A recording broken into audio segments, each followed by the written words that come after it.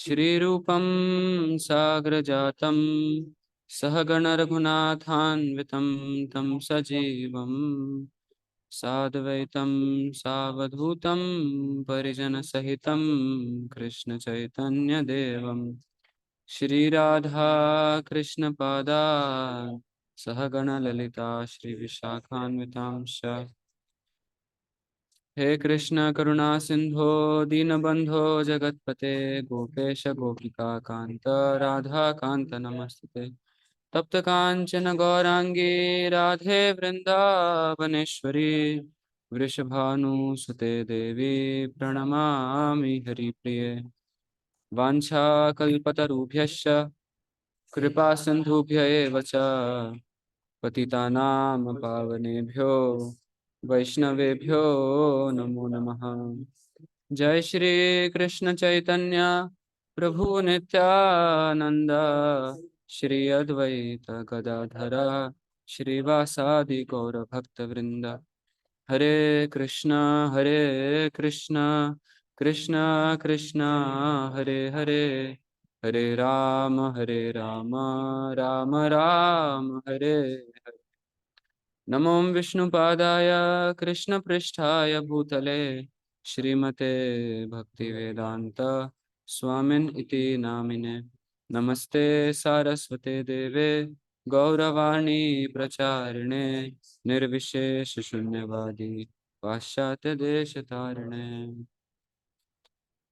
हरे कृष्ण, आपका स्वागत है। तो आज हम बहुत एक स्पेशल टॉपिक डिस्कस करेंगे कि हमें बचपन से क्यों भक्ति करनी चाहिए। बड़े होके अच्छी जॉब लग जाए, सेटल हो जाए, मस्त शादी हो जाए, या फिर बूढ़े होके। आपने सुना होगा ना कि इतनी जल्दी क्यों कर रहे हो ये सब, नहीं ये तो काम बड़े होने के बाद करना चाहिए। आप में से किसी को बोला गया ऐसा कि अभी छोटी उम्र से ये सब क्यों कर रहे हो, अभी तो जरूरत नहीं है ये सब? किसी को बोला गया ऐसा घर में? ये बोला तो नहीं गया, लेकिन ऐसा ही बोलते हैं। ऐसे बोला जाता है ना। एक बार क्या होता है, मैंने अपने जिनसे हम सीखते हैं गीता क्लास में, वो हमारी क्लास ले रहे थे, वो बताए एक स्टोरी थी कि एक बार एक वकील होता है। तो वकील लोग बहुत लीगल मैटर्स में काम करते हैं, है ना, कुछ भी काम कराना हो तो नोटिस देना है टाइम पे, ये सब उनका रहता है। तो एक बार वकील को, है ना, तो वकील बूढ़ा हो जाता है और बहुत काम कर रहा होता है। काम करते करते यमराज अपने यमदूतों को भेज करके ना उसकी मृत्यु आ जाती है, और यमदूत उसको ले करके आ जाते हैं यमराज के पास। तो यमराज के पास जब आता है वो वकील, तो वकील यमराज को पूछने लग जाता है कि यमराज आपने तो मुझे कुछ नोटिस ही नहीं दिया, बिना बिना पूछे अचानक से मुझे उठा करके ले गए। अचानक से क्यों उठा करके ले आए, पहले नोटिस तो देना चाहिए था, कुछ मुझे इंडिकेशन तो देना चाहिए था। तो यमराज उसे कहते हैं कि मैंने तो बहुत सारे नोटिसेस आपको दिए थे। क्या क्या नोटिस दिए थे, अभी बताओ। आज से 30 साल पहले आपकी आंखें कैसी थी, है ना? तो वकील बोलता है कि आंखें तो मेरी एकदम बाज की तरह तेज थी ना। बाज जानते हैं, चील ऊपर जब उड़ता है कुछ भी देख सकता है ऊपर से, वैसी उसकी तेज आंखें थी। और अभी क्या हालत है, अभी तो ऑलमोस्ट मैं अंधा हूँ, कुछ दिखता नहीं है मुझे, है ना, बहुत मोटा मोटा चश्मा पहनना पड़ता है। अच्छा, और पहले आपका डाइजेस्टिव सिस्टम कैसा था? पहले तो मैं पत्थर को भी पचा सकता था, है ना, छोले हो राजमा हो कुछ भी मैं खा करके, मैं रात को भी खा करके सो जाऊं तो सुबह तक पच जाता। इतना स्ट्रांग डाइजेस्टिव सिस्टम था मेरा। और अभी क्या है, अभी तो मुश्किल से खिचड़ी भी नहीं पच पाती।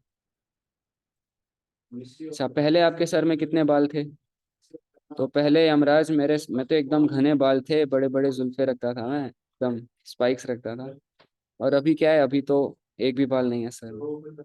तो यमराज बोलते हैं इतने सारे तो नोटिसेस मैंने दिए थे आपको, है ना, इतने सारे इंडिकेशंस, लेकिन ये नोटिसेस आपने पढ़े ही नहीं, और आप मुझे कह रहे हैं कि नोटिस नहीं दिया। तो इस प्रकार से हम सबको लाइफ में हर मोमेंट कोई ना कोई नोटिस मिल रहा है। इसलिए प्रहलाद महाराज श्रीमद् भागवतम के 7वें स्कंद के 6 अध्याय के पहले श्लोक में बोलते हैं। तो बेसिकली ये चैप्टर तब का है जब प्रहलाद महाराज गुरुकुल में रह रहे थे। तो प्रहलाद महाराज जब गुरुकुल में रह रहे थे तो कौन सी फैमिली में जन्म हुआ था उनका? आसुरिक फैमिली में जन्म हुआ था प्रहलाद का। और उनके राजगुरु थे शुक्राचार्य, और शुक्राचार्य के 2 पुत्र थे, शंड और अमर्क। तो शंड और अमर्क को रेस्पॉन्सिबिलिटी मिली थी कि प्रहलाद को एकदम हाईली एजुकेटेड बना करके, ट्रेन करके पूरे यूनिवर्स का राज प्रहलाद को सौंपना है। तो इस विजन के साथ प्रहलाद की ट्रेनिंग स्टार्ट कराई जाती है। हर प्रकार की पॉलिटिक्स हो, हर प्रकार का एडमिनिस्ट्रेशन हो, साइंस हो, है ना, कैसे डीलिंग्स करनी है, कैसे वॉर करना है, सब उनको ट्रेनिंग देनी चालू हो गई थी बचपन से। लेकिन जब प्रहलाद अपनी माता के गर्भ में थे, तो माता की गर्भ में जब प्रहलाद की माता का नाम क्या था, किसी को पता है? प्रहलाद महाराज की माता का नाम क्या था? पिता का तो नाम सबको पता होगा, हिरण्यकाशिपु। माता का नाम किसी को आइडिया है? माता का नाम था कयाधु। तो जब प्रहलाद अपनी माता के गर्भ में थे तो नारद मुनि आकर के कयाधु को भागवत पूरा सुनाए थे ना, पूरे भगवान को प्राप्त करने का पूरा प्रोसेस रिवील किए थे। तो कयाधु टाइम के साथ तो भूल गई, लेकिन प्रहलाद नहीं भूले। जो गर्भ में सुने थे वो अपनी माता के, वो पूरा याद रहा उनको। और वही जब बड़े होते हैं तो ये चैप्टर वो है जब वो गुरुकुल में है और उनके सारे फ्रेंड्स, है ना, सारे फ्रेंड्स उनके साथ उनको खेलने के लिए बुला रहे हैं, प्रहलाद आओ खेलने चलते हैं। तो प्रहलाद, यहाँ पे इस चैप्टर का नाम है Prahlad instructs his demoniac schoolmates. तो जो आसुरिक स्कूल क्लासमेट हैं प्रहलाद के, उनको वो उपदेश देते हैं। तो हम पहला श्लोक पढ़ते हैं आज का, 7.6.1। श्री प्रहलाद उवाच कौमार आचरेत् प्राज्ञो धर्मान् भागवतानिह दुर्लभम मानुषम जन्म तदपि अध्रुवम अर्थदम। ट्रांसलेशन पढ़ेंगे कोई? हिमांशु पढ़ेंगे, ठीक है।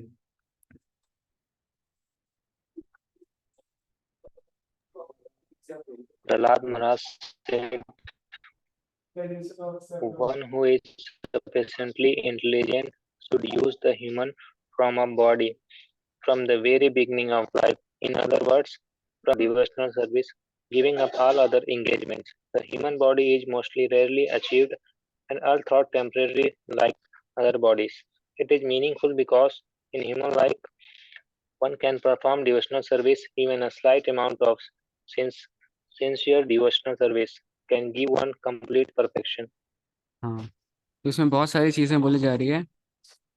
क्या बोला जा रहा है? जो सच में बुद्धिमान है, तो सच में बुद्धिमान है वो क्या करता है? वो कोडिंग सीखता है। नहीं, कोडिंग नहीं सीखता वो। सबसे बात, बुद्धिमान व्यक्ति साइंस को समझने का प्रयास नहीं करता। सबसे बुद्धिमान व्यक्ति वो है जो जीवन के शुरुआत से ही, जो ये भौतिक शरीर उसे मिला है जो कि टेम्पररी है, कभी भी खत्म हो सकता है, तो बचपन से कौन सी उम्र तक?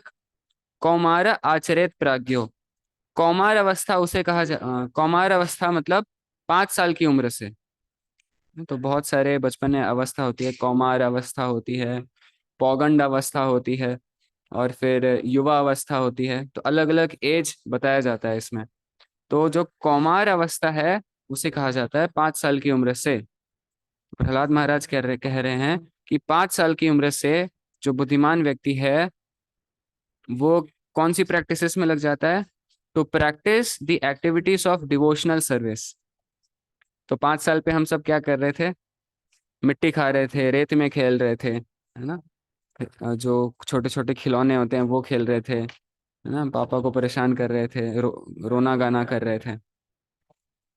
और पूरा बचपन हमारा पूरा वेस्ट होता है, देखे देखा जाए तो हम एक तरह से अनकॉन्शियस से रहते हैं, क्या करें क्या ना करें कुछ समझ नहीं आता। वही अभी बचपन में हमको कुछ गीता के श्लोक सुना सिखा दिए होते ना, हमें ये सब सिखाया, jingle bell jingle all the way, और क्या क्या सिखाया, Humpty Dumpty had a great fall. उससे अच्छा हमें, है ना, भगवत गीता के श्लोक याद करा दिए गए होते, कितना अच्छा होता। तो 5 साल की उम्र से आप देखेंगे जो हमारे रामभद्राचार्य जी भी हैं, वो भले आंखों से वो आंखें ऐसे दिखता नहीं है उनको, लेकिन बचपन से वो भगवत गीता ये सब अध्ययन कर चुके हैं, रामायण पढ़ चुके हैं। तो किसी को मौका मिल जाता है बचपन से प्रैक्टिस करने का, तो बहुत ही फॉर्चुनेट है। ऑफ कोर्स वो किसी मतलब उसके पिछले जन्मों का होगा कि उसे ये मौका मिला कि बचपन के 5 साल की उम्र से वो प्रैक्टिस कर पाए।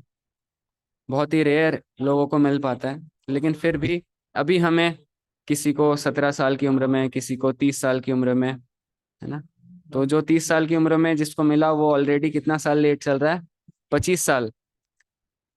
25 साल ऑलरेडी लेट चल रहे हैं। या फिर जो 20 साल के हैं 15 साल लेट चल रहे हैं, ऑलरेडी लेट चल रहे हैं हम।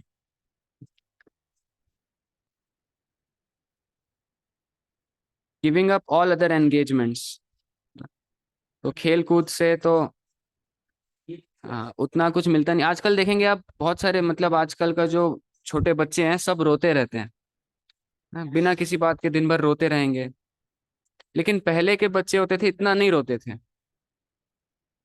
इवन अभी देखेंगे जो डिवोटीज हैं, जो भक्त होते हैं, उनके जो बच्चे होते हैं, तो हमारे गीता क्वेस्ट में बहुत सारे डिवोटीज हैं। और भी संस्थाओं में और भी संस्थाओं में आध्यात्मिक संस्थाओं में, स्पेशली वैष्णव संप्रदाय में, जो बच्चे होते हैं वो बिल्कुल नहीं रोते।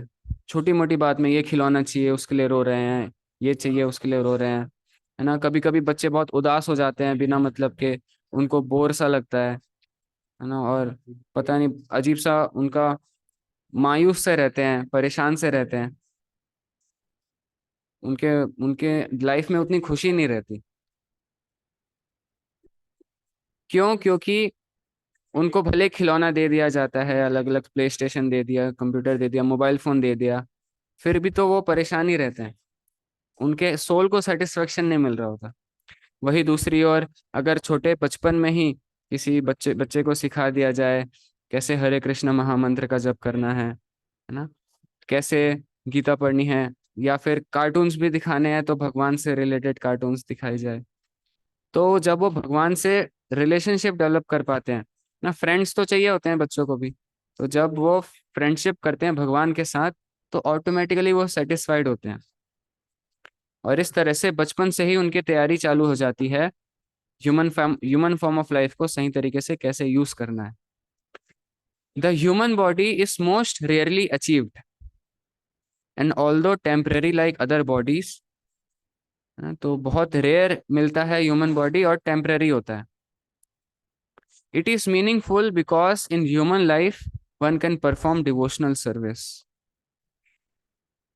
Even a slight amount of sincere devotional service can give one complete perfection.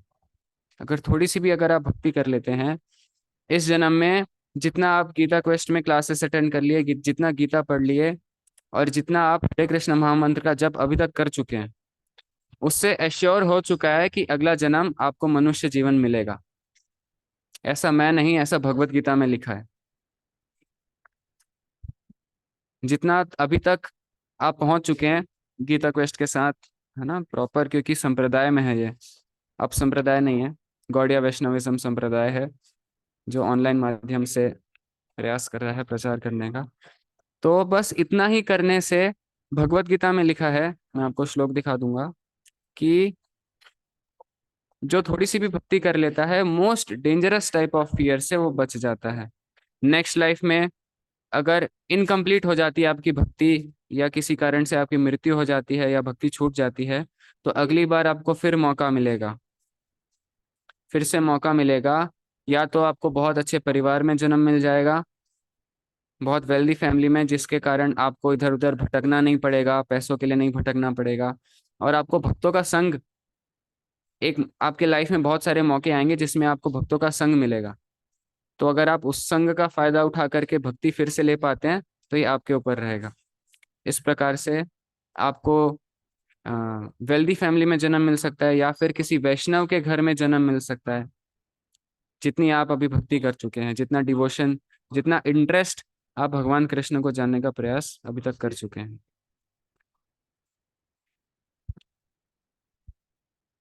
तो हम सबको कहा जाता है कि इतने बचपन से क्यों कर रहे हो, है ना। अगर आपको कोई ऐसा कहते हैं, स्पेशली कोई बड़े बुजुर्ग कहते हैं, है ना, तो मेरे को ऐसे ही एक बार कहा गया था कि अभी बचपन से क्यों कर रहे हो।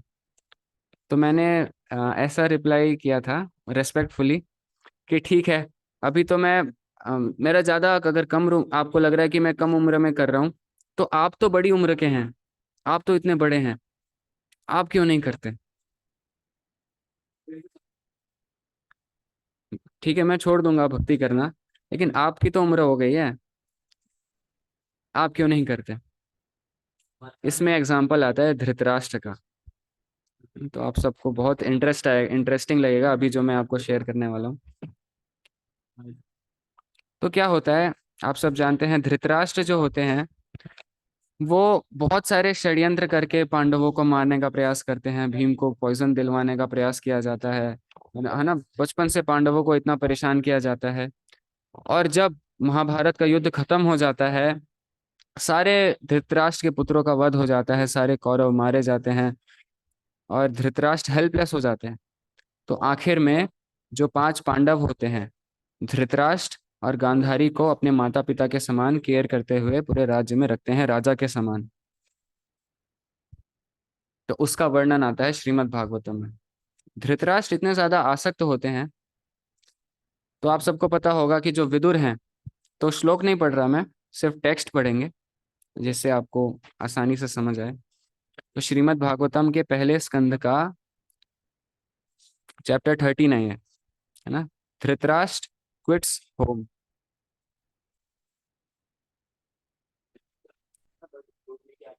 तो विदुर को बाहर निकलवा दिया जाता है। आप जानते हैं ना, विदुर जब धृतराष्ट्र को सजेशन देने का प्रयास करते हैं तो विदुर को बहुत बुरा भला कह करके बाहर निकलवा दिया जाता है। तो विदुर बाहर जाके बहुत तपस्या करते हैं, सेल्फ रियलाइजेशन करते हैं, फिर वापस आते हैं। जब वो देखते हैं कि धृतराष्ट्र इतने बुरी अवस्था में है, अभी भी वो राज्य से आसक्त बैठा हुआ है घर में, तो वो बहुत चिंतित हो जाते हैं और उनकी हेल्प करने के लिए आते हैं। तो विदुर बेसिकली यमराज होते हैं, जिनको श्राप मिल गया होता है मांडुक मुनि के द्वारा, है ना। इसको हम रीड करते हैं। As long as Vidura played the part of shudra being cursed by Manduka Muni, Aryama officiated at the post of Yamaraj to punish those who committed sinful act. तो पहले यमराज विदुर होते हैं, विदुर को यमराज की पोजीशन मिली होती है, लेकिन श्राप मिलने के कारण उन्हें शूद्र माता के गर्भ से जन्म लेना पड़ता है और उनकी जगह अरियमा को यमराज की पोजीशन दी जाती है। इस प्रकार से अ, आगे बढ़ते हैं हम। तो कोई अच्छे से रीड करना चाहेंगे, बारी बारी से रीड करेंगे, मैं अकेले करूंगा अच्छा नहीं लग रहा। तो हमारे साथ है जितेंद्र, चलिए एक आप रीड कर लीजिए। Having one his kingdom. Having won his kingdom and observed the birth of one grandson competent to continue the noble tradition of his family, Maharaj Yudhishthira resigned peacefully and enjoy uncommon opulence in cooperation with his younger brothers, who were all expert administrators to the common people. हाँ, तो महाभारत का युद्ध हो चुका है और धृतराष्ट्र क्या कर रहे हैं, पूरे अर्थ पे राज कर रहे हैं। पूरे अर्थ के राजा हैं धृतराष्ट्र, सॉरी युधिष्ठिर। युधिष्ठिर पूरे अर्थ के राजा हैं और उनके पास एक कॉम्पिटेंट ग्रैंडसन भी है। कौन है, परीक्षित। तो परीक्षित महाराज हैं जो आगे रूल भी करेंगे। तो इस प्रकार से सब निश्चिंत चल रहा होता है। आगे पढ़ते हैं। तो कौन पढ़ेंगे? हमारे अनंत। अच्छा चलिए गौरांश पढ़ लीजिए।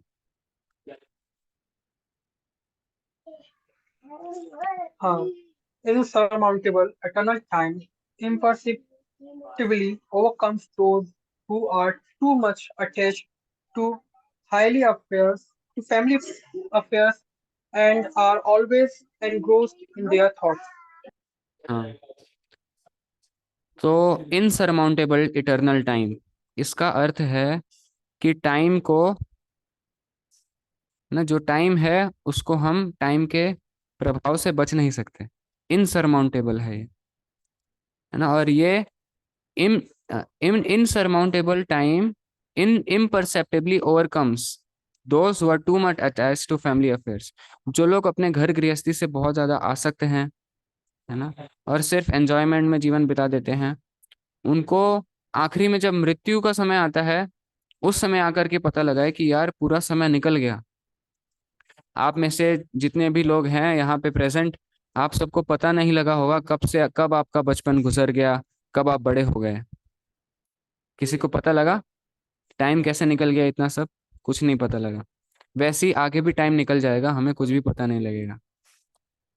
उसी प्रकार से जो लोग रियलिटी को नहीं देख पा रहे होते, अहनी अहनी भूतानी गच्छन्ति हिमालयम, हमारे हर हर वक्त हमारे आसपास बहुत सारे लोगों की मृत्यु होती है, कोई ना कोई मर रहा होता है, लेकिन हमें कभी नहीं लगता कि मैं मरूंगा। हर समय आज भी कोई ना कोई आप में से कोई निकल ही आ जाएगा जिसके घर में कोई रिलेटिव की डेथ हुई होगी, लेकिन फिर भी हमें नहीं लगता कि हम मरेंगे कभी। हमें क्या लगता है कि हम तो अभी यंग हैं, अभी तो बहुत समय बचा है। तो ये यंग लोगों को ही नहीं, बूढ़े लोगों को भी यही लगता है, अभी तो बहुत समय है, अभी तो जवान हैं हम, ना? तो टाइम को ओवरकम नहीं किया जा सकता, और ये इम्परसेप्टिबली टाइम जो है हमें ओवरकम कर लेता है और हमें पता भी नहीं लगता, है ना। इम्परसेप्टिबली का मतलब है हमारे परसेप्शन में ही नहीं आता, हमें पता ही नहीं लगता कब टाइम निकल गया। तो जो लोग बहुत एनग्रॉस्ड हैं मटेरियलिस्टिक लाइफ में, उन लोग को पता नहीं लगता। और महात्मा विदुर को यह पता था कि समय इतना बीत चुका है, धृतराष्ट्र अभी भी आसक्त हैं। और फिर वो विदुर धृतराष्ट्र को बहुत डांट लगाते हैं। तो किस प्रकार से डांट लगाते हैं आप देखेंगे, आप हैरान हो जाएंगे।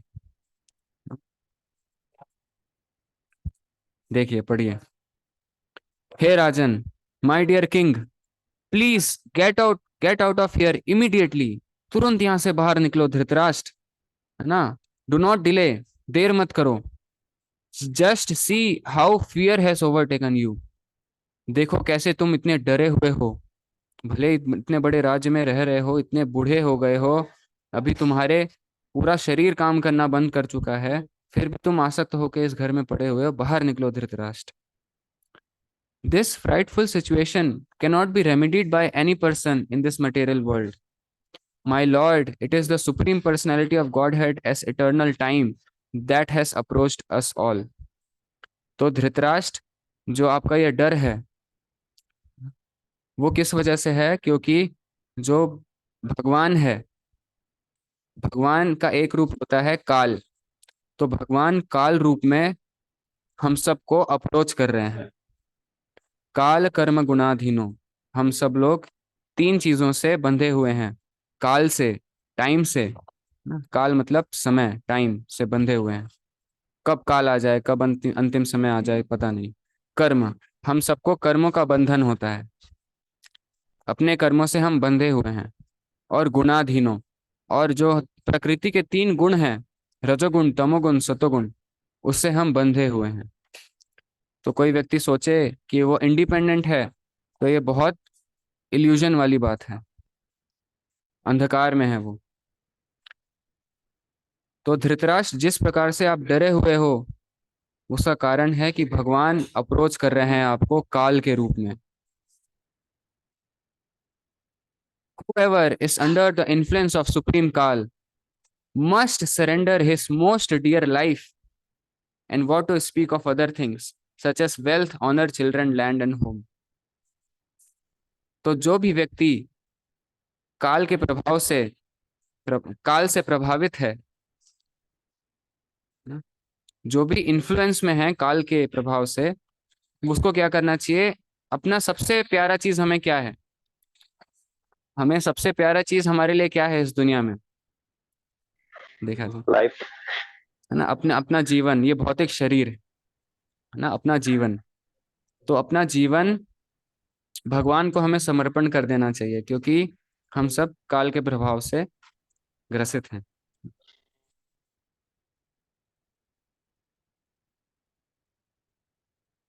And what to speak of other things, तो हमें तो अपना पूरा जीवन भगवान को दे देना चाहिए, और बाकी चीजों तो छोड़ ही दो आप। बाकी चीजें क्या है? पैसा हो गया, इज्जत हो गई, बच्चे हो गए, जमीन जायदाद हो गया, घर हो गया, ये तो बात की बात है ना। हमारा शरीर खत्म हो जाए, फिर शरीर से रिलेटेड चीजें, वो तो बात की बात है। आप देखेंगे मटेरियल वर्ल्ड में जो भी कुछ है वो क्यों एग्जिस्ट करता है हमारे लिए? क्योंकि हम शरीर से आइडेंटिफाई करते हैं। तो स्टार्ट यहीं से होता है, बिगनिंग कुछ भी चीजों का यहीं से होता है कि हम खुद को शरीर मानते हैं। फिर शरीर से रिलेटेड जो भी चीजें हैं उसको हम अपना मानने लगते हैं। शरीर से रिलेटेड क्या चीजें हैं? शरीर से रिलेटेड हमारा मोबाइल फोन हो गया, हमारे भाई बहन हो गए, हमारे माता पिता हो गए। क्योंकि इस बायोलॉजिकली देखा जाए तो इस शरीर को जन्म हमारे माता पिता ने दिया है, जिसके लिए हम उनके ऋणी हैं। स्पिरिचुअली देखा जाए तो आत्मा, हम भगवान के पुत्र हैं, भगवान के अंश हैं। लेकिन बायोलॉजिकली देखा जाए तो शरीर, अगर हम खुद को शरीर मानते हैं तो हम सबसे आसक्त होते हैं माता पिता, वाइफ चिल्ड्रन, अपने घर बार से। और बड़े लेवल पे देखा जाए तो क्योंकि हम भारत में पैदा हुए तो हम भारत से आसक्त हैं। अगर हम किसी समाज में पैदा हुए, जैसे कि अनूप साहू जी हैं, तो साहू लोगों का साहू समाज होता है। तो और शर्मा शर्मा समाज होता होगा, है ना, पटेल समाज होता है, अलग अलग समाज होते हैं। तो बड़े लेवल पे देखा जाए तो हमें जो सरनेम मिल जाता है उस समाज से हम आइडेंटिफाई करने लगते हैं। और बड़े लेवल पे देखा जाए तो हम इस कंट्री से आइडेंटिफाई करते हैं। तो इस तरह से शरीर के कारण, क्योंकि हम खुद को शरीर मानते हैं, तो ये जो बाकी सारी चीजें हैं वो मैनिफेस्ट हो जाती हैं। जैसे आप देखिए, प्रैक्टिकल एग्जांपल देखा जाए तो अगर आप अनमैरिड हैं तो आपके पास एक परिवार होता है ना, एक परिवार, जो भी फैमिली है, माता पिता की फैमिली से जो भी कनेक्टेड है, वो परिवार, आपका परिवार एक हुआ। लेकिन वही दूसरी ओर अगर आप मैरी कर लेते हैं, शादी कर लेते हैं, तो शादी करने के बाद वाइफ को क्या बोला जाता है? अर्धांगिनी, मतलब बॉडी का आधा पार्ट वाइफ को माना जाता है। तो अब पहले आपके पास एक बॉडी थी, अब आपके पास दो दो बॉडीज हैं संभालने के लिए, ठीक है। और जो आपके पास तो पहले एक फैमिली पहले से थी, बहुत बड़ी फैमिली थी आपकी, अब आपकी फैमिली डबल हो जाती है। जो वाइफ आएगी आपकी, उसकी जो फैमिली रहेगी, उन सब का भी आपको केयर करना पड़ेगा। वहाँ किसी की डेथ हो जाएगी, आपको जाना पड़ेगा। वहाँ पे किसी की शादी होगी, वहाँ पे आपको समय देना पड़ेगा। वहाँ पे अगर आपके सास ससुर की तबीयत खराब हो जाती है, उनका केयर करना पड़ेगा। तो ये फैमिली लाइफ डबल हो जाती है, और एंटेंगलमेंट और बढ़ता जाता है, और ज्यादा हम एंटेंगल्ड होते जाते हैं।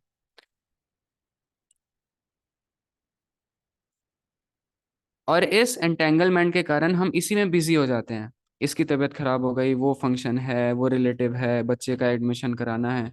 इस चलते चलते हम सारा जो लाइफ का पर्पस है उसको हम भूल जाते हैं। जीवन का उद्देश्य क्या है, भगवान कौन है, कोई लेना देना नहीं, हम कौन है, मैं कौन हूँ, है ना, हम खुद के लिए भी समय नहीं निकाल पाते। और इस प्रकार से काल हमें एक तरह से अप्रोच कर रहा होता है। विदुर फिर आगे कहते हैं, विदुर कहते हैं धृतराष्ट्र को, your father, brother, well wishers and sons are all dead and passed away. ना आपका तुम्हारा पिता मर चुका है, भाई मर चुके हैं, सारे जो वेल विशर्स हैं वो मर चुके हैं, सारे पुत्रों का वध हो चुका है, और तुम खुद अपना मेजर पोर्शन ऑफ लाइफ, जीवन का जो युवा अवस्था था, है ना, और जो भी अवस्था था, जवानी पूरी तुम्हारी खत्म हो चुकी है Dhritarashtra. Your body is now overtaken by invalidity. अब तुम किसी काम करने के लायक नहीं बचे हो, तुम्हारा शरीर यूजलेस हो चुका है। और तुम क्या कर रहे हो? And you are living in the home of another. अब आप सोचिए, जीवन भर अगर आप किसी के लिए षड्यंत्र रचते हैं, है ना, धृतराष्ट्र ने पांचों पांडव के लिए जीवन भर कुछ ना कुछ गलत किया, उनको परेशान किया। अब आखिरी में किसकी शरण में रह रहा है? पांचों पांडवों की शरण में रह रहा है। इतना आसक्त है वो, उसको समझ नहीं आ रहा क्या चल रहा है।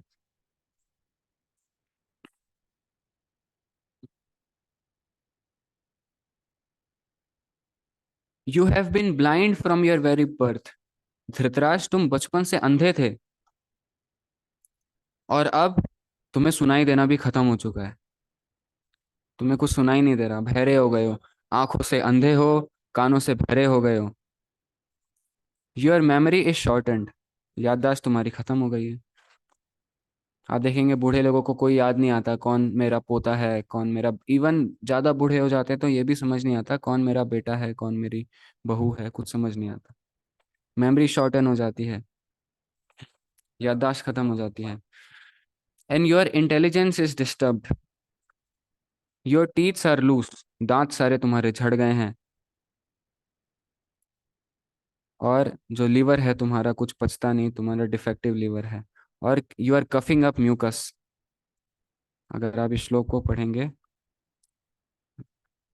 अंधः पुरैव वधिरो मंद प्रज्ञा सांप्रतम विशीर्ण दंतो मंदाग्नि सरागः कफमुद्वहन्।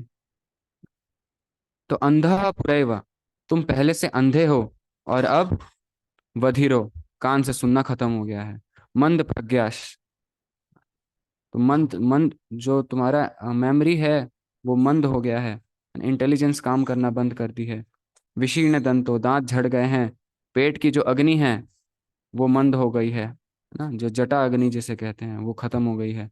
सर आगाह कफम उद्वहन, और म्यूकस, हमें हमेशा तुम्हारे मुख से म्यूकस निकल रहा होता है। बूढ़े हो गए हो तुम। फिर भी क्या हो रहा है? तुम्हारे जीने की इच्छा खत्म नहीं हो रही। इतना स्ट्रांग अब विदुर बोल रहे हैं कि धृतराष्ट्र एकदम कांप जाते हैं ये सुन के, और अपने राज सिंहासन से उठ जाते हैं। अलास, हे भगवान, how powerful are the hopes of a living being to continue his life.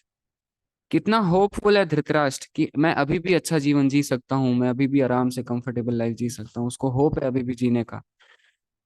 Verily you are just living like a household dog and eating the remnants of food given by Bhima. आप सबको याद है ना धृतराष्ट्र किस प्रकार से भीम को जकड़ के मारने का प्रयास करते हैं? याद है किसी को? धृतराष्ट्र भीम को गले लगाते हैं और इतना जोर से दबाते हैं, तो भीम की जगह पे पुतला रख दिया जाता है, तो वो पुतला पूरा चूर चूर हो जाता है। इतना क्रोधित रहते हैं धृतराष्ट्र। और अभी किसकी शरण में रह रहे हैं? भीम उनको ला करके खाना खिलाता है। फिर भी धृतराष्ट्र ना इतना गिड़गिड़ा करके लाइफ जी रहे हैं। किस तरह से जी रहे हैं? हाउस, एक कुत्ते के समान जिंदगी जी रहे हैं, और भीम उनको ला करके खाना देता है। भले भीम रेस्पेक्टफुली देते हैं, लेकिन इसकी ओर से देखा जाए एक कुत्ते के समान ही जी रहे हैं, जिस प्रकार से इसने कर्म किए हैं। There is no need to live a degraded life and subsist on the charity of those whom you try to kill by arson and poisoning। है ना, भीम को पॉइजन दिया गया। You also insulted their married wife and usurped their kingdom and wealth. Dhritarashtra, तुमने द्रौपदी का भी insult करवाया ना, सारा उनका राज्य ले लिया, और अब उन्हीं के घर में कुत्ते के समान जीवन जी रहे हो। तुम्हारा अभी भी होप कंफर्टेबल लाइफ जीने का।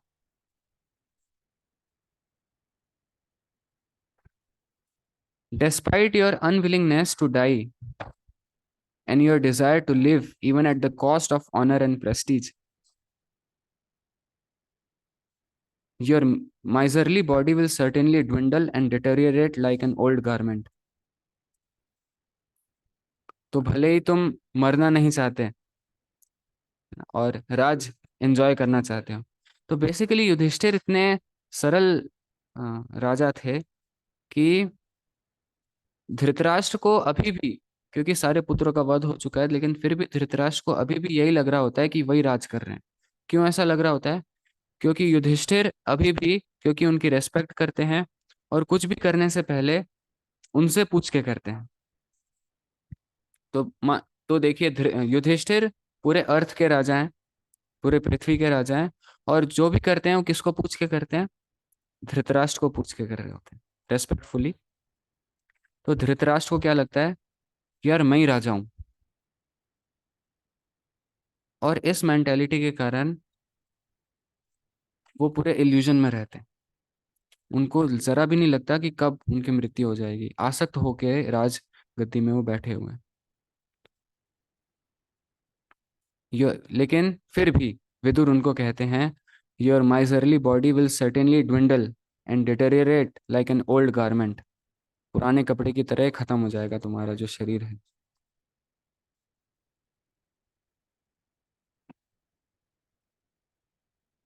तो जो जो इंटेलिजेंट व्यक्ति होता है वो क्या करता है ना, पहले जमाने में अगर किसी को पता लग जाता था कि यार मेरा सफेद बाल आ गया,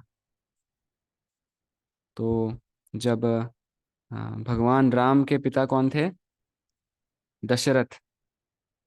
तो एक बार क्या होता है, दशरथ अपना बाल सेट कर रहे होते हैं, तो उनको दिख जाता है कि उनका एक बाल सफेद हो गया है। तो बालों का सफेद हो जाना ये इंडिकेशन होता था कि राजगद्दी छोड़ करके वन में जाने का समय आ चुका है, वानप्रस्थ लेने का समय आ चुका है। ऐसा नहीं है कि बूढ़े हो गए हैं, दांत खत्म हो गए हैं, एकदम चल भी नहीं पा रहे, फिर भी राजगद्दी में बैठे हुए हैं, राजगद्दी छोड़ नहीं रहे।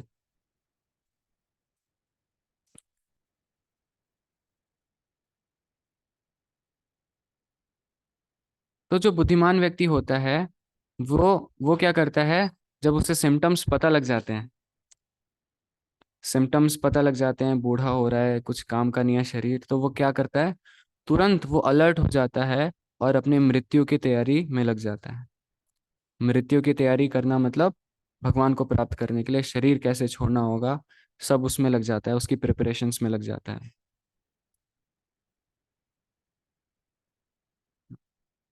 He is certainly a first class man who awakens and understands either by himself or from others। है ना? तो खुद से समझ जाए या तो उसको खुद देख करके समझ आ जाए, तो फर्स्ट क्लास मैन हो गया। या फिर अगर कोई और उसको समझाए ना, कोई सलाह दे, भाई तुम बूढ़े हो गए हो, अब तो निकलने का समय आ गया ना, तो उसे समझ जाना चाहिए। और क्या समझना चाहिए? The falsity and misery of this material world, कि ये मटेरियल वर्ल्ड फॉल्स है, मिजरेबल है, ये रहने लायक जगह नहीं है ये। एंड दस leaves home and depends fully on the personality of God head residing with in his heart.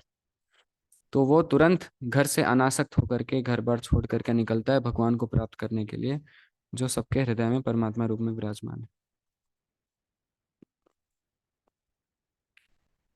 Please therefore leave for the north immediately, without letting your relatives know, for soon that time will approach which will diminish the good qualities of men। क्योंकि कलयुग आने वाला है। हाँ, तो विदुर और डरा रहे हैं, कलयुग वैसे ही आने वाला है, तुम और वैसे नहीं बचने वाले। For soon that time will approach which will diminish the good qualities of men। आजकल देखेंगे किसी के अंदर कुछ अच्छे गुण नहीं है दुनिया में, वो कलयुग आरंभ होने के कारण इस प्रकार के गुण हैं।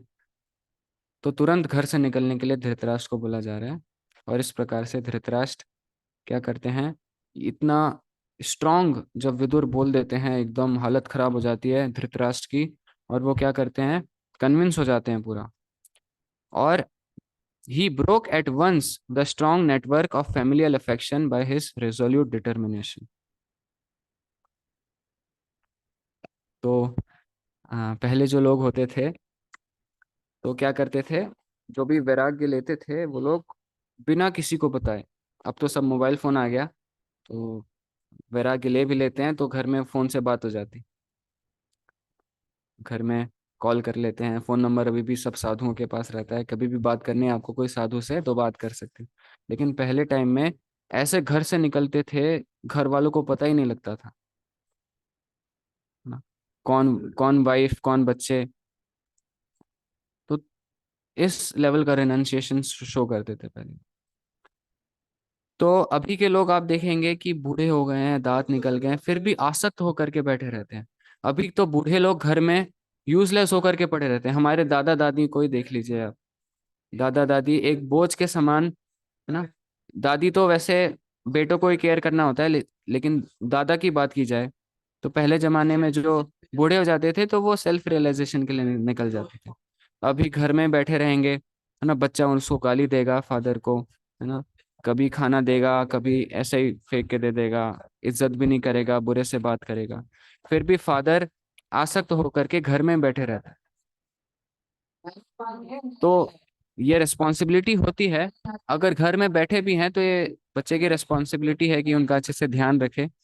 लेकिन ये जो लाइफ का पर्पस है वो भगवान को प्राप्त करना पर्पस है। पूरा जीवन घर में बैठा करके बर्बाद कर देना वो पर्पस हमारा नहीं है। इसलिए प्रहलाद महाराज क्या कर रहे हैं, बचपन में 5 साल की उम्र से हमें भगवान की भक्ति में लग जाना चाहिए। क्योंकि किसी को पता नहीं ना बूढ़े का डेफिनेशन क्या होता है। बूढ़ा हो जाना उसका बड़ा बुजुर्ग हो जाना उसका डेफिनेशन क्या है। किसको कहा जाएगा बूढ़ा हो गया है व्यक्ति? जो मृत्यु के निकट है उसको बोला जाएगा। जिसको जिसको कभी भी मृत्यु मृत्यु आ सकती है उसको बूढ़ा व्यक्ति बोला जाएगा। सही बात है। तो असली बूढ़ा व्यक्ति कौन हुआ? क्या वही बूढ़ा व्यक्ति, सिर्फ बूढ़ा उसी को बोला जाएगा जो शरीर से बूढ़ा हो गया है? क्योंकि उसको मृत्यु कभी भी आ सकती है। हम सबकी क्या गारंटी है? हम सबको नहीं आ सकती क्या मृत्यु? कौन कौन गारंटी कर सकता है कि कल सुबह उठ जाएगा जिंदा? कोई कर सकता है? कोई गारंटी है हम कल सुबह जिंदा उठ जाएंगे, महामंत्र जप करने के लिए सुबह उठ जाएंगे हम जिंदा? कोई गारंटी नहीं है, नहीं सर। कोई गारंटी नहीं है। तो बच्चा बूढ़ा किस बेसिस पे बोला जाता है? अगर वही बच्चा किसी को बहुत, जैसे प्रहलाद महाराज हैं, है ना, तो बोल रहे हैं 5 साल की उम्र से, वो 5 साल की उम्र के थे तब से भक्ति में लग गए। तो ज्यादा बुद्धिमान ज्यादा विद्वान व्यक्ति किसको बोला जाएगा? ज्यादा नॉलेजेबल किसको बोला जाएगा? एक बूढ़ा व्यक्ति जिसको आध्यात्मिक ज्ञान नहीं है, या फिर 5 साल के प्रहलाद महाराज? किसको ज्यादा नॉलेजेबल बोला जाएगा? प्रहलाद महाराज को बोला जाएगा। तो नॉलेज नॉलेज नॉलेज कैसे डिसाइड होता है किसको ज्यादा, हाँ, बड़ा व्यक्ति कौन है कैसे डिसाइड होगा किसको ज्यादा नॉलेज है? सिर्फ उम्र बड़े हो जाना, सिर्फ उम्र बढ़ जाने से ये डिसाइड हम नहीं कर सकते कि व्यक्ति भी बड़ा हो रहा है ना। आप में से किसी को डांट भी पड़ती होगी कि खंबा जैसे बड़ा हो गया है फिर भी अभी दिमाग बच्चों जैसा है। किसी को बोला गया ऐसा? तो भले हमारा शरीर बड़ा हो जाता है लेकिन जो बेसिक लाइफ की नॉलेज है वो हमें नहीं नहीं पता होती, स्पेशली स्पिरिचुअल नॉलेज। तो इस प्रकार से विदुर पूरा धृतराष्ट्र की बैंड बजा देते हैं और फिर फाइनली उनको उस डार्क वेल, अंधे कुएं से बाहर निकालते हैं और सेल्फ रियलाइजेशन की ओर ले जाते हैं ना। तो हम ये ट्रांसलेशन और परपट पूरा पढ़ेंगे, छोटा सा ही है। एक बार फिर से पढ़ते हैं कि प्रहलाद महाराज क्या बोलना चाह रहे हैं। तो आप में से कोई पूरा रीड करना चाहेगा? हमारे कोई नए भक्त आ जाएं। कौशल जी आप पढ़ना चाहेंगे? जी। ट्रांसलेशन और परपोर्ट पूरा पढ़ेंगे। Prahlad Maharaj said, one who is sufficiently intelligent should use the human form of body from the very beginning of life. In other words, from the tender age of childhood to practice the activities of devotional service, giving up all the other engagements.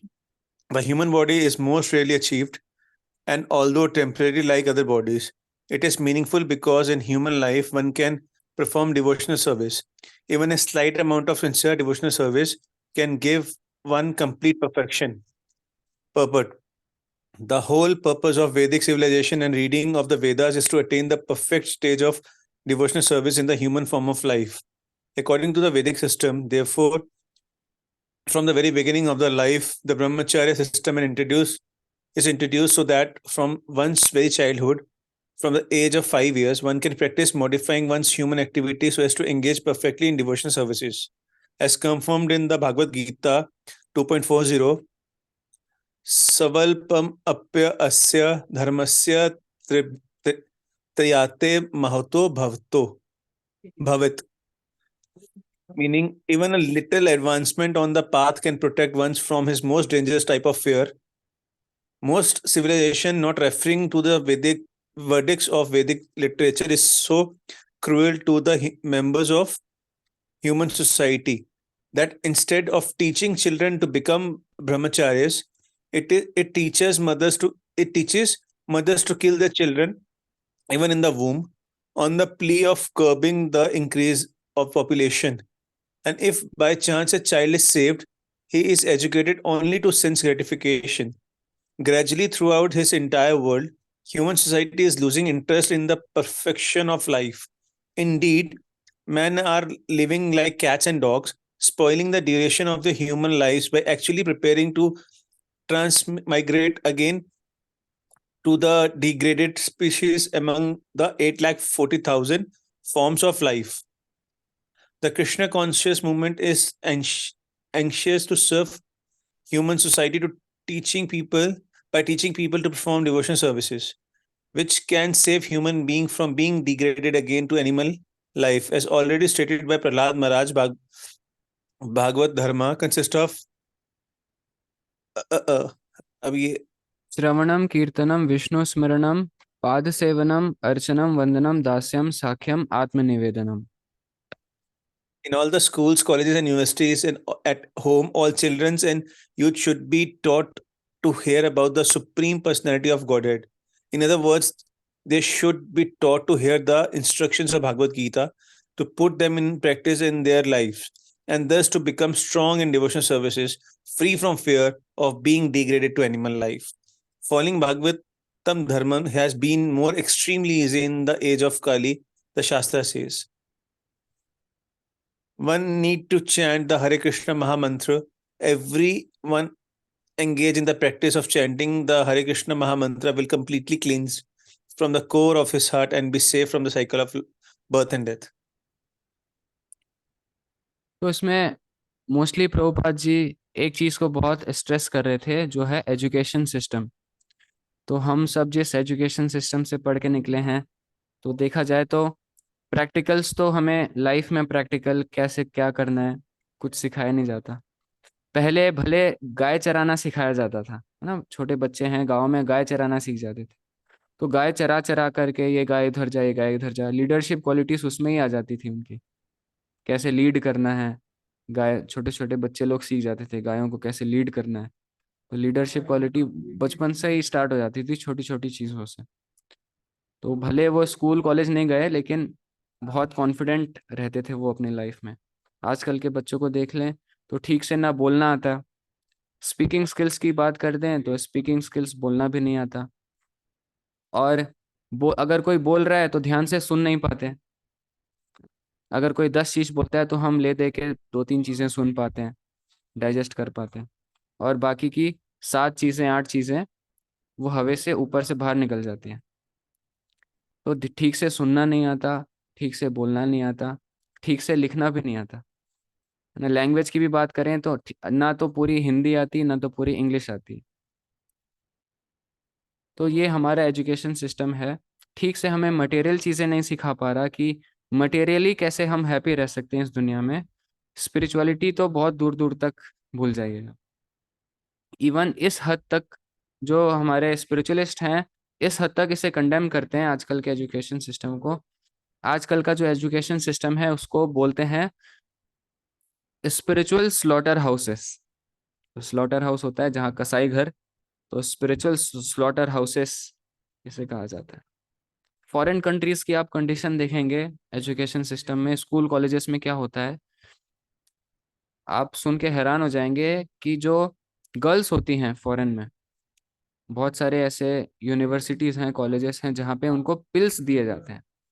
Even schools में pills दिए जाते हैं जिससे जो छोटी बच्चियां हैं वो प्रेग्नेंट ना हो जाए। तो वो पिल्स दिए जाते हैं क्योंकि अनरिस्ट्रिक्टेड एंजॉयमेंट वहाँ पे लोग करते हैं, कोई रिस्ट्रिक्शन नहीं करते, और सेपरेट भी नहीं रखा जाता। आपने ये सब सुना होगा। अ, साथ में जो रूम होते हैं क्या बोलते हैं उसको, मैं वो शब्द भूल रहा हूँ। अभी अभी आईआईटी दिल्ली में भी ये इंट्रोड्यूस हो रिलेशनशिप, गया। हाँ, लिविंग रिलेशनशिप की बात कर रहे हैं क्या नहीं प्रभु जी? वो नहीं, Quit. Co-education. कोएड कोएड है ना, आईआईटी दिल्ली वगैरह ये सब बहुत सारे इंडिया में तो ऑलरेडी आ चुका है ये कोएड।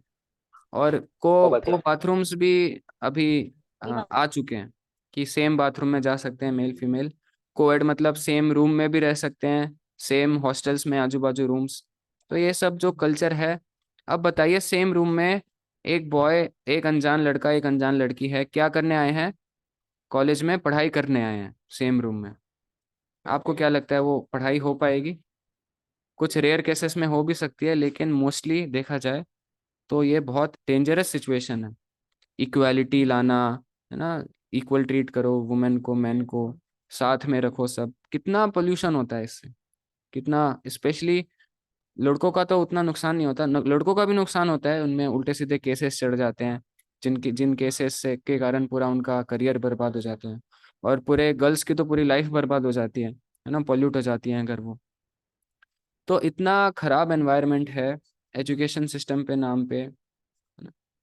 एजुकेशन सिस्टम के नाम पे बचपन से आ, आ, अगर आप देखेंगे 10th क्लास के बच्चों को, 7th 8th क्लास के बच्चों को सेक्स एजुकेशन दिया जाता है, कैसे ये सेक्सुअल एक्टिविटीज करनी है, क्या क्या कॉन्ट्रासेप्टिव मेथड्स होते हैं। आप बताइए किसी दुनिया में किसी जानवर को एजुकेट करने की जरूरत पड़ती है क्या कि कैसे यूनाइट करना है? किसी जानवर को एजुकेशन की जरूरत नहीं पड़ती, है ना। तो बचपन से ही सेल्फ कंट्रोल के बजाय ये सिखाया जाता है कि कैसे ये सब एक्टिविटीज की जाती है। सेल्फ कंट्रोल किसी भी स्कूल कॉलेज में नहीं पढ़ाया जाता कि ब्रह्मचर्य प्रैक्टिस कर लो, है ना, जो स्त्री है वो चेस्टिटी का पालन करें, है ना, और थोड़ा लज्जा रखें। एक बार अगर किसी का लज्जा खत्म हो जाता है गर्ल्स में तो फिर वो शेमलेस बहुत हो जाती हैं, फिर मल्टीपल पार्टनर्स वो चेंज करती हैं, क्योंकि इमोशनल बीइंग्स हैं। वुमेन वुमेन ज़्यादा इमोशनल होती है, और बार बार उनके इमोशंस को ऐसे यूज़ किया जाए तो फिर वो एक तरह से स्क्रिप्चर्स में हमारे में बताते हैं, बहुत अलग अलग तरह के प्रोस्टिट्यूट्स होते हैं उसमें वो कन्वर्ट हो जाते हैं। अगर ज़्यादा मिसयूज़ किया जाए वुमेन के इमोशंस को तो वो प्रोस्टिट्यूट लेवल तक भी पहुंच जाता है, वो फिर बहुत ज़्यादा बोल्ड हो जाती है। और मैन का सेम टाइम, अगर सेंस सेंस कंट्रोल नहीं सिखाया जाए तो पूरा जीवन बर्बाद है। समय कब निकल जाएगा, मृत्यु कब आ जाएगी, किसी को कुछ नहीं पता। इसीलिए एजुकेशन सिस्टम में प्रभुपाद जी बोल रहे हैं और प्रहलाद महाराज भी बोल रहे हैं, स्पिरिचुअल एजुकेशन हमें बचपन की 5 साल की उम्र से भगवान की भक्ति में लग जाना चाहिए, नहीं तो बहुत डेंजरस सिचुएशन सबके लिए हो जाएगी। और ऑलरेडी हम सब की बात की जाए तो हम सब तो ऑलरेडी लेट चल रहे हैं। जब जब जब तक ब्रह्मचर्य प्रैक्टिस करना होता है 25 साल की उम्र तक, उसके बाद लोग गृहस्थ आश्रम में जाते हैं, तो 25 साल तो ऑलरेडी हमको हो चुके हैं। और अ, गीता क्वेस्ट में अभी जो स्टूडेंट्स है 25 साल की उम्र के बाद अब ब्रह्मचर्य प्रैक्टिस स्टार्ट करने का प्रयास करेंगे। ऑलरेडी हम लेट चल रहे हैं, तो हमें क्या करना है, हमें थोड़ा सीरियसली इसको प्रैक्टिस करना है।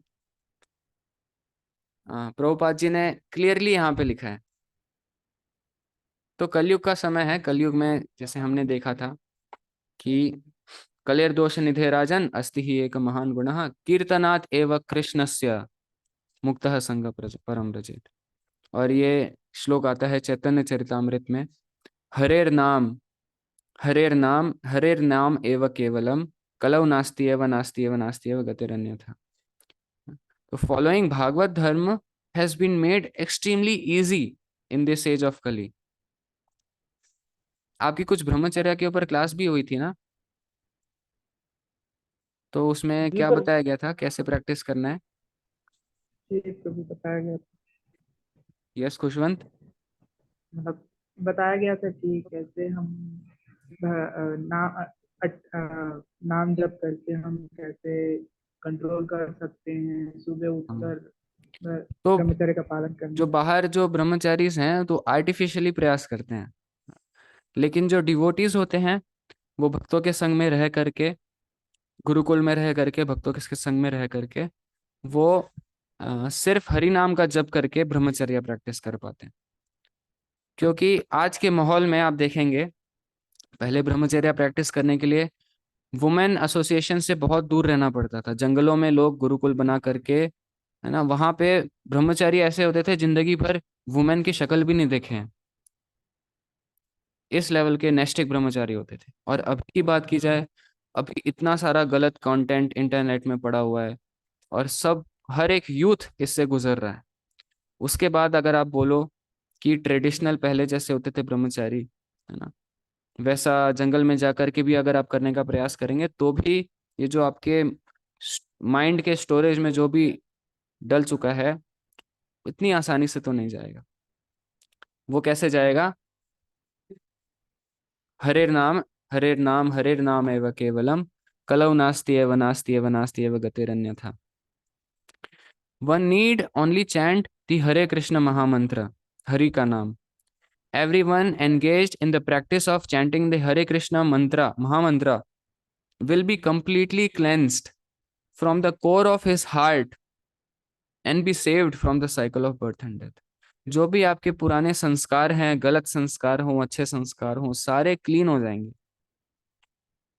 अगर आप ध्यान पूर्वक इस हरे कृष्ण महामंत्र का जप करते हैं। तो ऑटोमेटिकली आपको वो क्लींजिंग नेचर इसका फील होने लगेगा। आपके सारे बुरी आदतें ऑलमोस्ट अभी बहुत सारे लोगों की खत्म भी हो गई होगी। जो लोग अच्छे से प्रैक्टिस कर रहे हैं उनकी ऑलमोस्ट खत्म हो चुकी होगी अभी तक, जो भी पुरानी बुरी आदतें थी ना। Will be completely cleansed from the core of his heart and be saved from the cycle of birth and death. तो जब हमारा हार्ट क्लीन हो जाएगा और बेसिक एक लेवल तक इतना तो क्लीन हो जाए कि हम जो चार नियम हैं, हाँ, चार नियम कौन से हमने डिस्कस किए थे? किसी प्रकार का नशा नहीं करना, मांसाहार नहीं करना, है ना, गैम्बलिंग नहीं करना, जुआ नहीं खेलना वाला, और फोर्थ था इलिसिट कनेक्शंस, या मोबाइल फोन में गलत वीडियोस के माध्यम से हो, पोर्नोग्राफी हो, illicit connections, boyfriend girlfriend culture जो है वो, उससे बच के रहना। तो बेसिक चार चीजें अगर आप पालन कर रहे हैं और हरे कृष्ण महामंत्र का जप कर रहे हैं, तो बहुत ये प्रोसेस बहुत फास्ट हो जाता है प्योरिफिकेशन का, सेल्फ प्योरिफिकेशन, है ना। आपका हार्ट प्योरीफाई होगा, माइंड प्योरीफाई होगा। माइंड में जो मेरे को पहले मैं बहुत बॉलीवुड के गाने सुना करता था, अभी तो मुझे बहुत मुश्किल से रेयरली कोई गाना याद आता है। मतलब ऑलमोस्ट मुझे 7 इयर्स तो हो ही चुके हैं मैंने कोई मूवी देखी होगी, 7 साल से मैंने कोई मूवी नहीं देखी।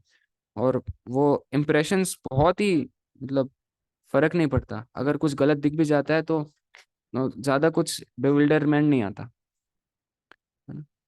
तो लेकिन अगर किसी के इम्प्रेशंस स्ट्रांग है तो बड़ी चीजें तो छोड़िए, छोटी सी कोई गलत चीज भी उनको हिंट मिल जाए, उसी में उनका फॉल डाउन हो जाता है, उसी में वो माइंड और सेंसेस उनको खींच करके ले जाते हैं। तो बेसिक इस लेवल तक तो हमें पहुंचने का प्रयास करना ही पड़ेगा कि हम चार नियम और हरे कृष्ण महामंत्र का जप अच्छे से कर पाए। मिनिमम चार आप कर पाए, जो 16 कर पाते हैं वो बहुत अच्छी बात है। 16 राउंड्स 2 घंटे लगते हैं इसमें, तो मिनिमम। लेकिन अगर कोई नहीं कर पाता, बिल्कुल नहीं करता, अभी भी समय है, 4 माला तक आप पहुंच ही सकते हैं। चार तो बहुत मिनिमम है। अभी कितने महीने हो गए आप सबको बेसिक कोर्स हुए, और कितने हो गए, 3 महीने? 2 महीने, 3 महीने हो गए होंगे ना? तीन क्या? महीने कितने महीने हो गए आपको ये स्टार्ट किए गीता पढ़ना और चैंटिंग करना? 3 months। है ना, 3 महीने में, 3 महीने में अगर आप 4 माला भी नहीं कर पा रहे अभी, तो बहुत डेंजरस सिचुएशन है आपके लिए। तो फिर भी अभी भी टाइम है। प्रहलाद महाराज कह रहे हैं 5 साल की उम्र से करना है, लेकिन अभी भी टाइम है। आप सुबह उठ के जप करने की आदत डाल सकते हैं। सुबह नहीं होता तो दिन में समय निकाल करके जप तो करना ही है। बिना चैंटिंग के हार्ट क्लीन नहीं होगा। कितना आप स्क्रिप्चर्स पढ़ लीजिए, कितना आप लेक्चर सुन लीजिए, अगर आप अपनी तरफ से प्रैक्टिस नहीं करेंगे, है ना? जैसे आपको कुकिंग सीखना है, तो कुकिंग सीखने से यूट्यूब से आप देख लेंगे वीडियोस, तो क्या उससे सीख जाएंगे? यूट्यूब वीडियोस देखने से नहीं सीखेंगे। जब यूट्यूब वीडियो देखेंगे फिर खुद से प्रैक्टिस करेंगे, तब आप कुकिंग सीख पाएंगे। सिर्फ यूट्यूब वीडियो देखने से कोई म्यूजिक नहीं सीख सकता, कोई कुकिंग नहीं सीख सकता। उसी तरह से सिर्फ लेक्चर्स कर लेने से कोई आ, खुद से अगर प्रयास नहीं करेगा कि कैसे जप करना है, कैसे अध्ययन करना है, स्क्रिप्चर्स पढ़ने हैं, तो फिर उतना एडवांसमेंट तो होगा, लेकिन उतना एडवांसमेंट नहीं हो पाएगा। फिर आपको लगेगा इतने टाइम से मैं क्लास कर रहा हूँ, कुछ रिजल्ट नहीं आ रहा। फिर आपका फेथ डाउन होगा, आपको अच्छा नहीं लगेगा, चैंटिंग मन नहीं लगेगा, ऐसा फिर दिक्कत है। ठीक है, टाइम बहुत ज़्यादा हो गया, हम एंड करते हैं आज की क्लास को। ठीक है, आप लोग सीरियसली करेंगे कल से फिर जब में आएंगे सब चैंटिंग में? जी प्रभु जी। ठीक है। जी, कोशिश तो बहुत ही रहेगी। हाँ, क्वेश्चन बाकी जो जाना चाहते हैं जा सकते हैं। क्वेश्चन कौन बोलना चाह रहे हैं? गौरांश प्रभु, यस प्रभु बोलिए। हरे कृष्ण प्रभु जी। हरे कृष्णा।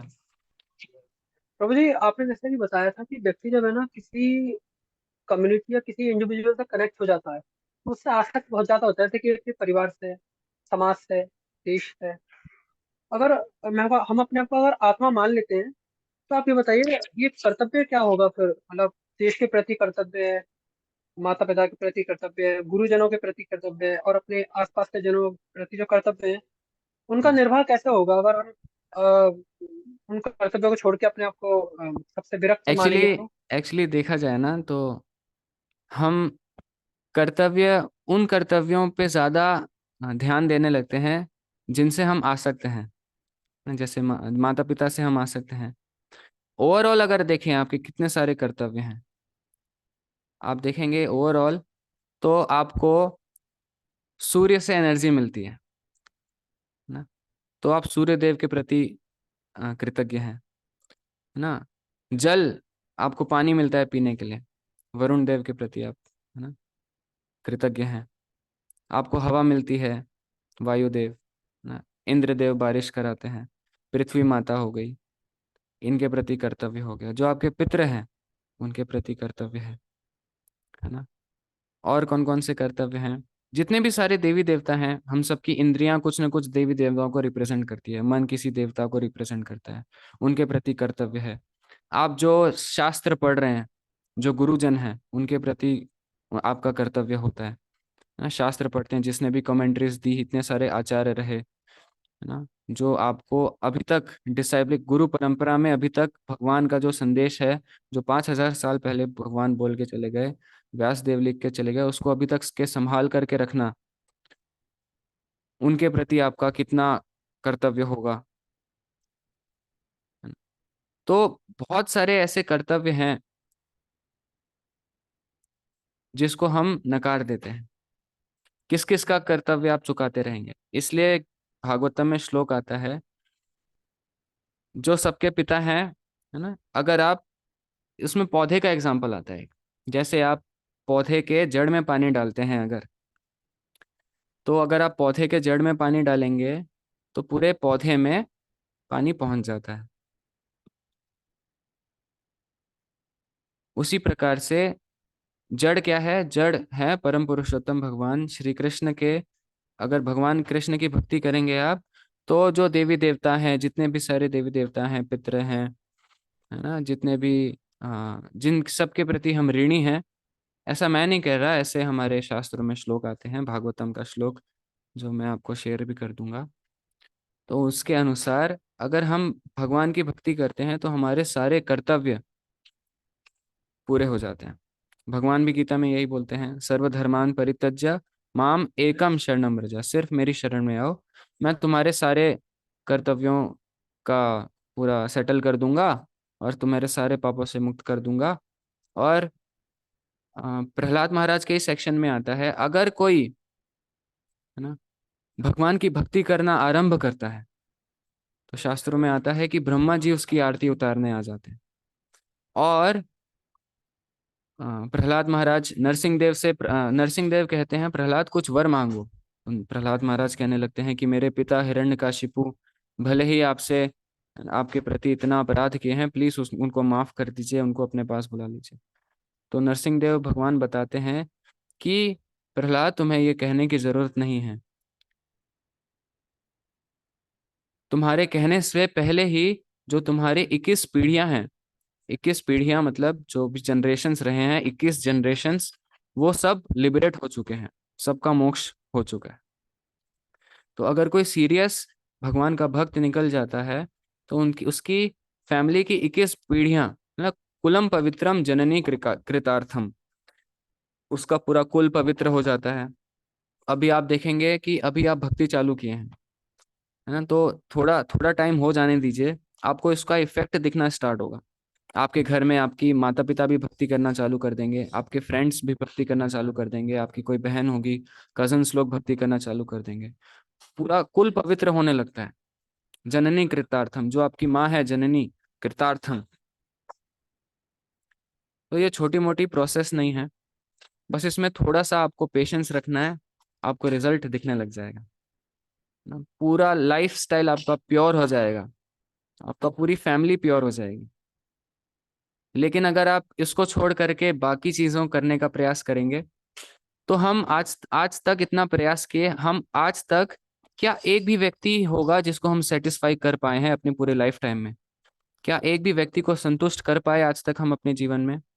आप बताइए, किसको संतुष्ट कर लिए आप जीवन भर? आप इतना 20 साल जीवन व्यतीत किसी कर को लिए, नहीं। किसी को नहीं, हम कर ही नहीं सकते संतुष्ट। संतुष्ट तो केवल भगवान कर सकते हैं। हम सब भी संतुष्ट नहीं हुए थे, लेकिन हम सब सेटिस्फाई होने लगे हैं। क्यों? क्योंकि हमने भगवान की शरण ली है, हम भगवान की भक्ति करने लगे हैं, इसलिए हमारे अंदर जो इतने सारे डिजायर्स थे वो सब यूजलेस डिजायर्स सब जाने लगे हैं, और हम खुश रहने लगे हैं, सेटिस्फाइड रहने लगे हैं, क्योंकि हमने भगवान कृष्ण की शरण ले रखी है। और अगर आप अपने माता पिता को, अपने पूरे फैमिली को भगवान की शरण दिलवाएंगे तो वो ज्यादा बड़ा अचीवमेंट होगा। अगर आप डायरेक्टली सेवा करने का प्रयास करेंगे, कितना आप सेवा कर लो, अपने माता पिता का जीवन भर सेवा कर लो, फिर भी वो पूरी तरह से संतुष्ट नहीं हो पाएंगे। और ना ही अगर कोई आपकी सेवा करे जीवन भर, ना ही आप संतुष्ट होने वाले हैं। ठीक है? जी प्रभु जी। प्रभु जी एक चीज और पूछनी है लास्ट मुझे। यस प्रभु। हाँ बस मुझे ये पूछना है प्रभु जी, अगर हम जैसे आप इसमें वेदों में वर्णन है कि जो व्यक्ति संतुष्ट है अपने आप से, जो अपने ज्ञान से संतुष्ट है, वो सबसे बड़ा योगी है। मैं आपसे बस ये जानना चाहता हूँ कि अगर मेरे मन में ये इच्छा है कि भगवान, अगर मैं मेहनत करके एक बड़ा आदमी बनूं, पैसे वाला आदमी बनूं, ताकि मैं आपकी भक्ति को और अच्छे से कर सकूं और अपने संग और लोगों को भी इसमें समर्थ कर सकूं, अपने धन के जरिए, अपने बल के जरिए, अपने मन के जरिए, अपने शरीर के जरिए, मतलब कहने का अर्थ है मेरा सारा बल और सारी क्षमता आपकी सेवा में जाए। हाँ, तो ये गलत तो नहीं है या फिर गलत है? मतलब इसे शुद्ध भक्ति तो नहीं कहेंगे, लेकिन भगवान अलाउ करते हैं। ये प्योर प्योर भक्ति नहीं होता, क्योंकि हमारे अंदर की डिजायर होती है ना, हमें बड़ा आदमी बनना है, तो हम इसे डोवटेल कर सकते हैं। आपके अंदर इच्छा होगी बड़ा बिजनेसमैन बनने की, तो आप इसको डोवटेल कर सकते हैं कि मैं बिजनेस करूंगा भगवत गीता की मदद से और भगवत गीता का प्रचार करते हुए। तो फिर ये एक लेवल तक ठीक भी है, लेकिन फिर भी इसे शुद्ध भक्ति नहीं बोलते। शुद्ध भक्ति होता है बिना किसी डिजायर के हम भगवान की भक्ति करते हैं, बिना किसी पर्सनल डिजायर के। स्पिरिचुअल डिजायर्स तो होती है, और शुद्ध भक्ति के ऊपर और भी हम आगे चर्चा करेंगे। अभी अभी तो मिक्स्ड होता है, जब तक हम नए नए आए होते हैं तो बहुत सारी डिजायर्स होती है। अगर आप उसको अगर तुरंत खत्म करने का प्रयास करोगे तो थोड़ा डेंजरस हो जाता है। जी प्रभु जी।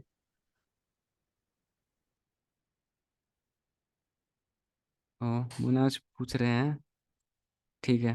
तो लेट हो गया रात को, मतलब आप लोग, हम अगली बार क्वेश्चन आंसर्स करें तो चलेगा मनोज जी? मुनाज, हाँ जी चलेगा। ठीक है। थोड़ा नेटवर्क का इशू है इसलिए माइक से नहीं हाँ बोल। ठीक है ब्रो। हरे कृष्णा, हम यहाँ पे एंड करते हैं। थैंक यू वेरी मच, आप सब लोग आए, समय निकाले। Thank you prabhu ji. हरे कृष्ण।